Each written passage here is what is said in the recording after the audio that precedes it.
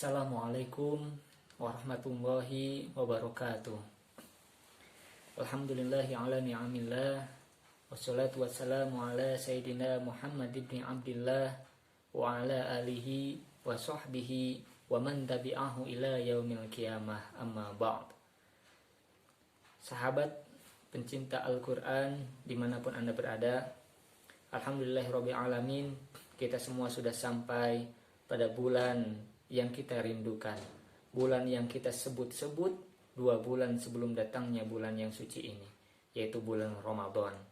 Kita selalu berdoa, Allahumma barik lana fi Rajaba wa Sya'bana wa balighna Ramadana. 2 bulan kita terus berdoa agar disampaikan kepada bulan yang suci ini, bulan Ramadan, bulan yang penuh dengan berkah, bulan yang penuh dengan ampunan. Maka dari itu untuk apa? Karena dengan keluasannya maghfirah di bulan ini, dengan dilipat gandakannya pahala di bulan ini adalah momentum agar kita semua mempergunakan waktunya, waktu bulan Ramadan ini untuk kegiatan yang bermanfaat. Khususnya yaitu berinteraksi dengan Al-Quran. Karena kenapa? Karena di bulan ini adalah bulan diturunkannya Al-Quran. Syahrul Ramadan alladzi unzila fihil Quran. Sebagaimana kita ketahui, Al-Quran adalah firman Allah Subhanahu wa Ta'ala yang diturunkan oleh Allah melalui malaikat Jibril kepada Nabi Muhammad SAW, di mana membacanya adalah ibadah dan merupakan mukjizat Nabi Muhammad SAW. Tidak mudah Al-Quran sampai kepada kita. Perjuangan para sahabat, perjuangan Nabi Muhammad SAW ketika mendakwahkan Al-Quran itu penuh dengan rintangan. Dimulai dari cacian, dimulai dari fitnah, dimulai dari intimidasi, dan juga ada sampai ancaman pembunuhan. Bahkan para sahabat ada yang syahid ketika menyampaikan ajaran agama Islam. Tetapi Al-Quran ini adalah mukjizat. Walaupun orang-orang Quraisy menentang, walaupun orang-orang Quraisy benci terhadap apa yang disampaikan oleh Nabi Muhammad SAW, tapi suatu ketika Abu Jahal, Abu Lahab dan yang lainnya pernah bersembunyi, pernah mengintip Nabi Muhammad SAW membaca Al-Quran. Karena apa? Karena keindahan dan dalamnya makna yang ada dalam Al-Quran. Tetapi Al-Quran bukan hanya mukjizat dari segi bahasanya saja, tetapi Al-Quran juga mengandung banyak hukum-hukum, mengandung banyak sejarah, mengandung banyak pedoman-pedoman. Karena Al-Quran diturunkan oleh Allah untuk pedoman manusia di dunia agar selamat, bukan hanya di dunia tetapi di akhirat. Allah Subhanahu wa Ta'ala berfirman, "Wa nazzalna 'alaikal kitaba tibyana likulli syai' wa huda wa rahmatan wa busyra lil muslimin." Jadi Al-Qur'an ini adalah petunjuk untuk manusia hidup di dunia, karena di dunia ini tidak lepas dari interaksi antara manusia yang satu dengan manusia yang lainnya.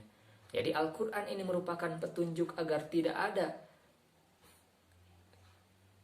pertikaian, agar tidak ada kerusakan, agar manusia mengelola bumi ini dengan baik, agar manusia berinteraksi dengan manusia lainnya dengan baik, sehingga diturunkanlah Al-Quran sebagai pedoman manusia.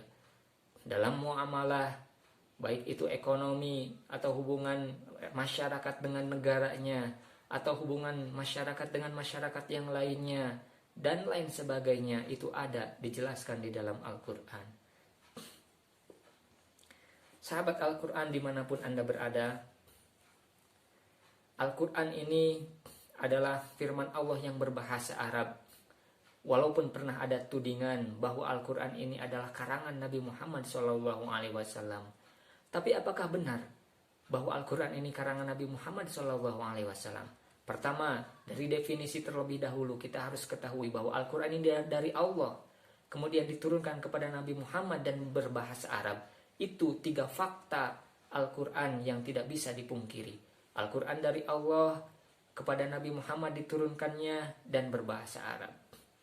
Kalau misalkan Al-Quran firman Allah Subhanahu wa Ta'ala, apakah ini benar? Kita lihat saja apakah Nabi Muhammad SAW bisa mengarang atau membuat Al-Quran. Ternyata tidak. Kenapa tidak? Karena Al-Quran pernah menantang seluruh orang-orang Arab, termasuk di dalamnya berarti Nabi Muhammad, karena Nabi Muhammad juga orang Arab. Al-Quran menantang orang-orang kafir Quraisy untuk apa? Untuk membuat yang semisal Al-Quran. Tapi apakah bisa? Tidak. Tidak bisa. Walaupun manusia berkumpul, walaupun jin berkumpul, walaupun keduanya bekerja sama untuk membuat yang semisal Al-Quran, apakah itu bisa? Tidak bisa. Tidak akan bisa. Dan Nabi Muhammad SAW pun orang Arab, berarti otomatis Nabi Muhammad pun sangat mustahil untuk membuat Al-Quran. Yang kedua, bahwa Al-Quran ini bukan karangan Nabi Muhammad SAW, bisa dilihat dari segi bahasanya. Ucapan Nabi Muhammad SAW, yaitu yang merupakan hadis, itu sangat berbeda dari segi bahasanya jika dibandingkan dengan Al-Quran. Maka di sini bisa dikatakan bahwa Al-Quran ini adalah benar-benar firman Allah Subhanahu wa Ta'ala, bukan karangan Nabi Muhammad Sallallahu Alaihi Wasallam. Hadirin kaum muslimin rahimakumullah, sahabat Al-Quran dimanapun Anda berada, di bulan yang suci ini sungguh sangat penting untuk berinteraksi dengan Al-Quran. Namun niat yang harus diluruskan. Karena di akhirat nanti, ketika Al-Quran dibacakan, ketika orang-orang yang suka membaca Al-Quran, ahli dalam Al-Quran, orang-orang tersebut meminta pahala kepada Allah Subhanahu wa Ta'ala. Ya Allah, aku ini di dunia sering membaca Al-Quran, aku ini di dunia adalah ahli Al-Quran, mana pahala yang engkau janjikan? Tapi malaikat membantah bahwa apa yang dikatakan itu adalah bohong. Karena apa? Karena niat ketika membaca Al-Quran, karena niat untuk menjadi ahli Al-Quran itu bukan karena niat karena Allah, bukan karena niat ingin membela agama Allah, tapi karena niat ingin dipuji, ingin disebut sebagai ahli Al-Quran, ingin disebut sebagai qori. Na'udzubillah min dzalik. Maka di dalam program tahsin online ini yang diadakan oleh Yayasan As-Salam Bungur Sari, yang pertama harus diluruskan terlebih dahulu niat. Niat untuk memperbaiki kualitas bacaan Al-Quran, niat untuk terus berinteraksi dengan Al-Quran, niat karena Allah Subhanahu wa Ta'ala. Para sahabat Al-Quran dimanapun Anda berada, ada hadis yang diriwayatkan oleh Ibnu Mas'ud radhiyallahu anhum, bahwasanya beliau telah berkata, Al-Qur'anu syafi'un musyaffa'un wa mahilun musaddaqun. Jadi Al-Qur'an ini adalah syafaat, bisa memberikan kita syafaat di akhirat nanti. Dan juga Al-Qur'an sebaliknya bisa menjadi musuh kita di akhirat nanti. Memberi syafaat, memberi pertolongan ketika kita di akhirat, ketika kita ada di alam di mana semua orang membutuhkan pertolongan. Maka di sini Al-Quran bisa menjadi yang memberikan syafaat. Sebaliknya, Al-Quran juga bisa menjadikan musuh, bisa malah mencelakai kita, bisa malah mencelakai orang yang membacanya. Selanjutnya di dalam hadis itu dijelaskan, faman ja'alahu amamahu qadahu ilal jannah. Jadi barang siapa yang menjadikan Al-Quran itu sebagai imam, maka Al-Quran bakal menuntun orang tersebut masuk ke dalam surga. Menjadikan imam, otomatis imam itu selalu di depan dan kita sebagai makmumnya. Maka apa yang harus dilakukan oleh seorang makmum, yaitu mengikuti apa yang ada, apa yang dilakukan oleh imam. Tidak pernah ada makmum ketika imam umpamanya di dalam imam sholat, imam ketika ruku, tidak pernah ada makmum yang sujud. Tetapi imam ruku, makmum pun ikut ruku. Imam sujud, makmum pun ikut sujud. Maka dari itu, ketika kita menjadikan Al-Quran sebagai imam, apa-apa yang diperintahkan oleh Al-Quran, di dalam Al-Quran kita harus berbakti kepada orang tua, maka kita sebagai makmumnya harus seperti itu. Di dalam Al-Quran dikatakan bahwa harus menutup aurat, menjaga pandangan, menjaga pergaulan.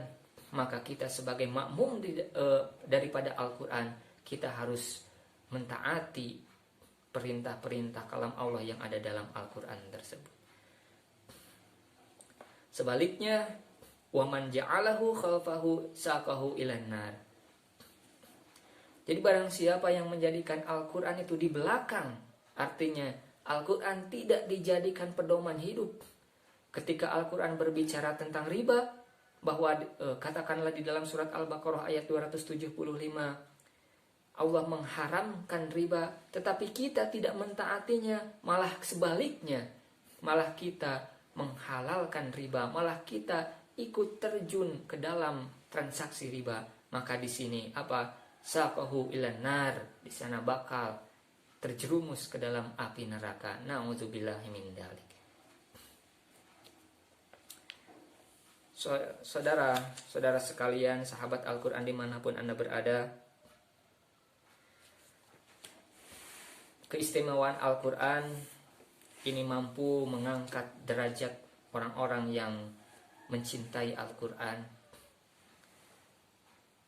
Pernah diceritakan wakana amil Umar radhiyallahu anhu. Jadi ketika di Mekah Umar ingin melakukan ibadah haji, fa kharaja yatalaqa Umar fi ba'di hijatihi. Lalu disambut oleh Nafi yang merupakan pejabat setempat di Mekah. Faqala, maka Umar itu berkata kepada Nafi, Umar radhiyallahu anhu berkata, "Man ista'malta ala Makkah?" Apa yang kamu sudah perbuat di kota Mekah ini? Apakah kamu sudah mengangkat siapa yang diangkat di kota Mekah ini untuk menggantikan posisi kepemimpinan? Qala, maka berkata itu Nafi untuk menjawab pertanyaan Umar tadi, yaitu Abdurrahman bin Abi Abza, yaitu Abdurrahman bin Abi Abza. Siapa dia? Dia adalah seorang budak. Maka dari itu Umar terkejut. Maka Umar langsung bertanya, kenapa taksakmil rajulan minal wali alal Quraisy? Kenapa kau jadikan seorang budak untuk memimpin kaum Quraisy? Karena kan dulu di kota Mekah budak itu dipandang sebelah mata.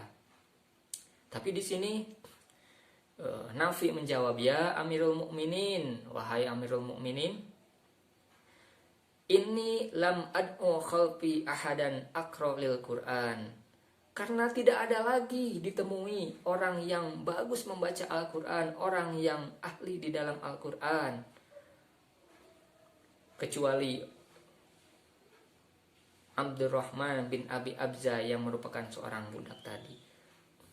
Lalu Umar bin Khattab berkata bahwa sesungguhnya Al-Quran ini mampu mengangkat derajat seseorang, mampu mengangkat derajat, walaupun derajat sosialnya itu adalah seorang budak, tetapi dengan mencintai Al-Quran, dekat dengan Al-Quran, fasih berbicara, membaca Al-Quran, derajat seseorang akan diangkat. Mudah-mudahan kita semua dalam rangka program memperbaiki bacaan, kualitas bacaan Al-Quran, mudah-mudahan kita semua dijadikan oleh Allah Subhanahu wa taala ahli Al-Quran dan juga diangkat derajatnya oleh Allah Subhanahu wa taala. Amin ya Allah ya rabbal alamin. Sekian, mudah-mudahan bermanfaat. Wassalamualaikum warahmatullahi wabarakatuh.